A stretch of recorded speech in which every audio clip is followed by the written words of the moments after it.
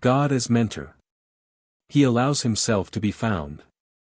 I draw close to anyone who looks for me and participate in his thinking, that is, the strength of my spirit makes contact with the spiritual spark in the human being and thus the association with me is established for the duration of his mental activity regarding me. And then people's thinking will be correct because my spirit will put it into order and guide it. And thus, all kinds of questions can be raised mentally, whether the person desires an answer for himself or for conversations with other people. He will receive the right answer because I myself stay as a mentor with those who are looking for me.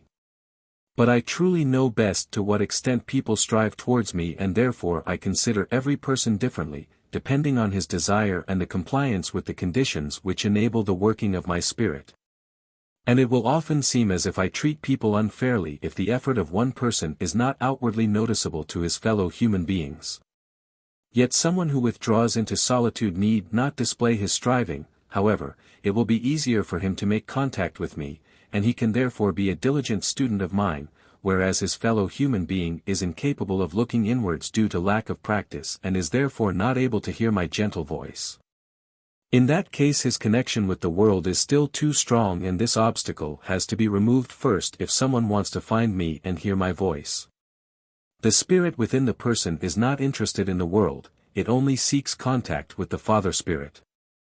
For this reason, I draw close to anyone whose heart desires me, and I allow myself to be found by anyone who looks for me, for love is in everyone who seeks me, and therefore he longs for me, the primary source of love. He will indeed reach his goal of being eternally united with me, for anyone who lives in love is in me and I am in him. And he will feel my presence because I allow myself to be found by someone who looks for me. Thus, he will also be aware of my presence and therefore already be happy on earth.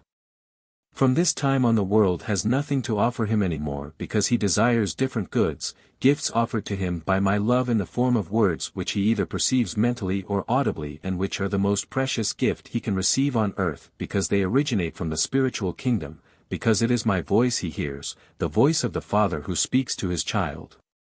Anyone who lives a life of love on earth is indeed a most blessed creature since he will never ever need to miss me again for, I will permeate him with my strength of love and he will receive knowledge in abundance. Then the spirit in him will be able to express itself and indeed be listened to and understood, his soul will merge with the spirit and subordinate the body so that its substances can also spiritualize themselves as long as it is the soul's shell on earth. But I draw everything to me which adapts itself to me by shaping itself into love.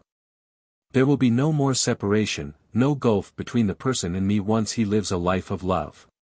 Then I will be close to him and accessible to him at all times, then he will always and forever be able to hear my word, he can communicate with me by withdrawing into his closet, by looking inwards and listening to my voice.